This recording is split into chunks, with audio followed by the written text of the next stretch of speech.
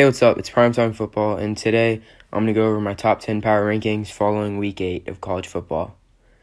Before we start, I'm just going to say only teams that have played at least one game so far are going to be in the rankings. So starting this week, this is the first time I'm going to have Big 10 teams in my rankings, and Pac-12 teams will be in 2 weeks. So just stay tuned for that. Coming in at number 10, we've got Oklahoma State. I usually wouldn't move a team down after a win or especially a ranked win. They played against Iowa State this weekend, ended up winning 24-21. Pretty good win. It was the first time seeing Spencer Sanders, Chuba Hubbard, and Tyron Wallace all together, and it was okay. I mean, the run game was definitely the strength in that game for Oklahoma State. I mean, Spencer Sanders had a decent day. It was pretty much his first game this year against a solid team. So, I mean, I'll give him a little bit of a break. He didn't have that bad of a day, but threw 2 interceptions. But, I mean, we'll see how he can improve this season. Defense still looks really good. Definitely the best in the Big 12, especially against the pass. They had a really good game against Brock Purdy. Run defense was not that great, but not terrible either. Anyways, Oklahoma State's still the favorite to win the Big 12. They got an upcoming tough game against Texas at home. Potential upset alert right there, which is weird to say that Oklahoma State is on upset alert against Texas. Usually it'd be the other way around. But let's go on to number 9. I've got Michigan. Very, very impressive first game against Minnesota, 49-24. I actually picked Minnesota to win that game. I was very surprised by the way Michigan ran the ball. I didn't think they would run the ball. I mean, I knew they would have some success because they usually do, but they ran the ball extremely well. They had 256 yards and averaged over 8 yards a carry. That is exactly what you need to do when you have a first-time starting quarterback. Joe Milton could not have had an easier job against Minnesota, basically.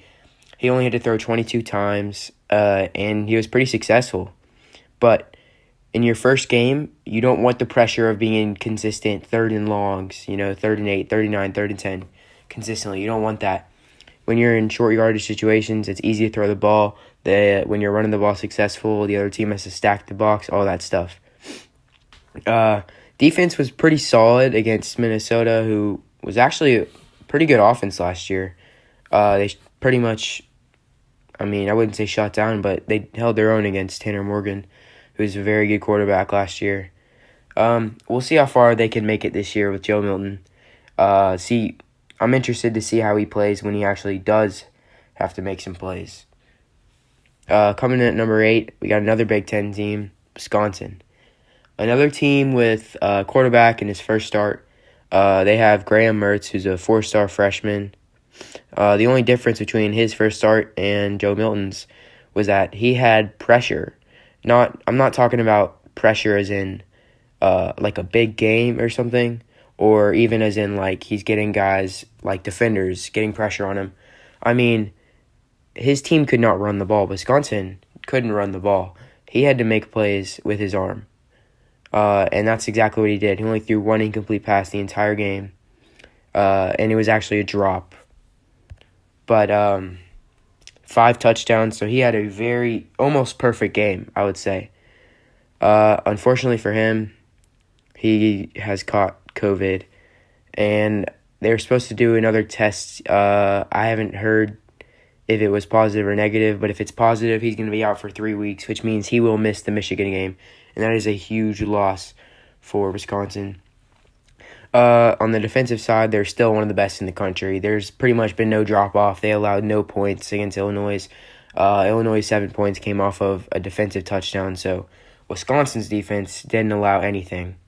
So right now, they're my favorite in the Big Ten West. I'm sure everybody else has them as a favorite too. Coming in at number 7, we've got Florida. Not much to say that's different from last week. I mean, they had a bye week. Still got an elite offense, suspect defense. But they got Missouri this weekend, who has looked pretty good the last few games against Kentucky and LSU, of course. And then Florida's got Georgia the week after, and everybody knows about that game. Number 6, I've got Texas A&M.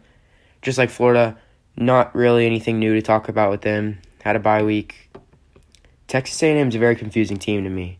They come out in week 1, and you beat Vanderbilt 17-12 at home. That is not good at all.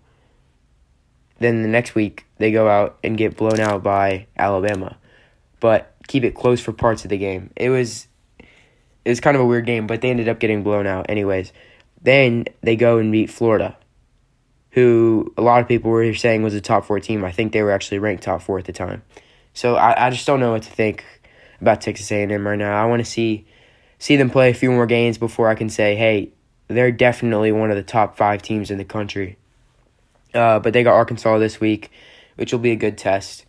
At number 5, I've got Georgia. Another team with a bye, is third in a row that's had a bye in my list. Still, I believe, have the best defense in the country. I mean, and even if they don't have the best, they have an elite defense. Everybody can agree on that. But the biggest question surrounding Georgia is, do they have an answer at quarterback? Is it to roll with Stetson and hope he improves? Or go with JT and maybe he can bring something to the table that Stetson can't? I know he's got a bigger arm and he's above 4 feet tall. But we'll see if that works out. And if it doesn't, it's hard to see Georgia being a national championship team. They got Kentucky this weekend, who actually has a pretty solid defense. Not much on the offensive side of the ball, but we'll see how Georgia's offense can perform. Number 4, Notre Dame fans. I just want to take this time to sincerely apologize to you guys.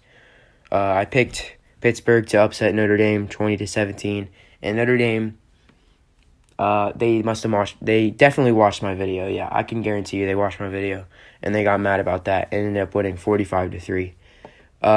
Defense is what has mostly surprised me so far from Notre Dame. I mean, I know they have a solid defense, but they have an elite defense. Sorry, I meant to say I knew they would have a solid defense, but their defense isn't just solid, it's elite.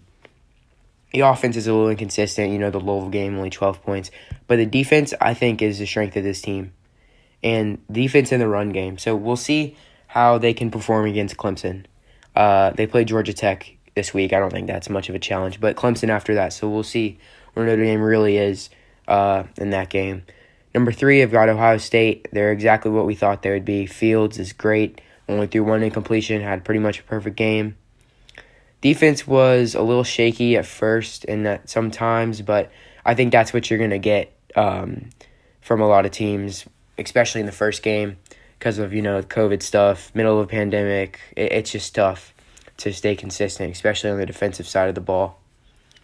But they didn't even end up having a bad game, only allowed 17 points, so it's pretty solid. They got Penn State coming up. I don't really think that's before last week, I would say definitely, that's going to be a huge game.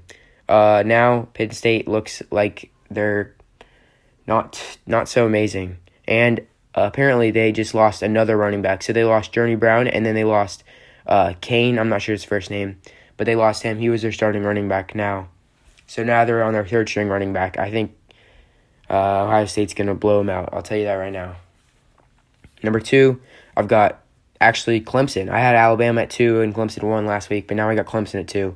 A little scare there at first with Syracuse. I think Clemson was up 27-21, but they ended up pulling away.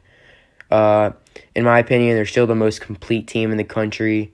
Trevor Etienne, a Brent Venables-led defense, always going to be amazing. They got Notre Dame coming up in 2 weeks.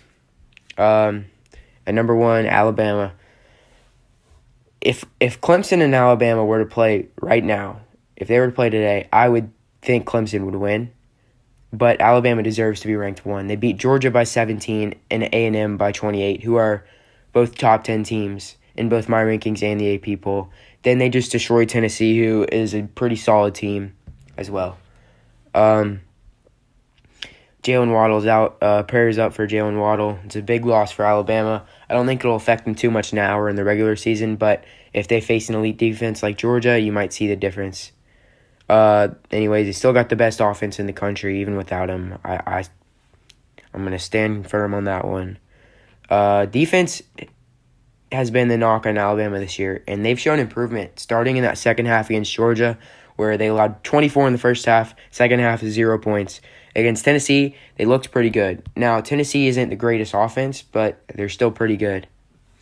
And so I'm liking what I'm seeing from their defense right now. See if they can continue to improve. And if they do, I don't see anybody stopping Alabama. So that's going to do it for the video. Thank you.